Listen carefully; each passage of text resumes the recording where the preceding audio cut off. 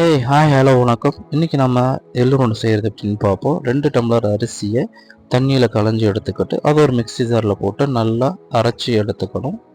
அரைச்சி முடித்ததுக்கப்புறம் ஒரு சல்லடையில் போட்டு நல்லா சலிச்சு எடுத்துக்கணும். அதை ஒரு பாத்திரத்தில் கொட்டி அரிசி மாவுக்கு தகுந்த மாதிரி 4 டம்ளர் எள்ளை எடுத்து அது ஒரு வாணலில் நல்லா வதக்கணும். வதக்கி முடித்ததுக்கப்புறம் அது ஒரு பாத்திரத்தில் கொட்டி ஃபேன் காற்றுல நல்லா உலர வைக்கணும்.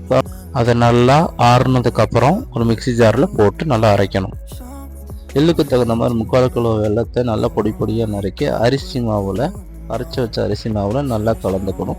அது கலந்து முடிச்சதுக்கப்புறம் அரைச்சி வச்ச எள்ளு பொடியை அதில் கொட்டி கொஞ்சம் கொஞ்சமாக கொட்டி அதை நல்லா மிக்ஸ் பண்ணணும். மிக்ஸ் பண்ணால் தான் எள்ளுருண்டை செய்கிறதுக்கு நல்ல பதமாக இருக்கும். மிக்ஸ் பண்ணி முடித்ததுக்கப்புறம் அதை ஒரு மிக்ஸி ஜாரில் போட்டு கொஞ்சம் கொஞ்சமாக போட்டு கொஞ்சம் கொஞ்சமாக அதை அரைக்கணும்.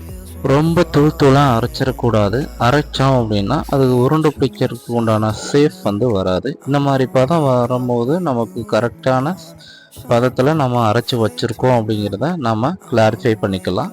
நாம் ஃபஸ்ட்டு ஒரு உருண்டையை பிடிச்சி பார்க்கலாம் கரெக்டாக வருதுன்னு. கரெக்டாக வருது. இப்போ தேவையான மாவு எல்லாத்தையும் பிடிச்சி ஒரு பாத்திரத்தில் வச்சுக்கலாம்.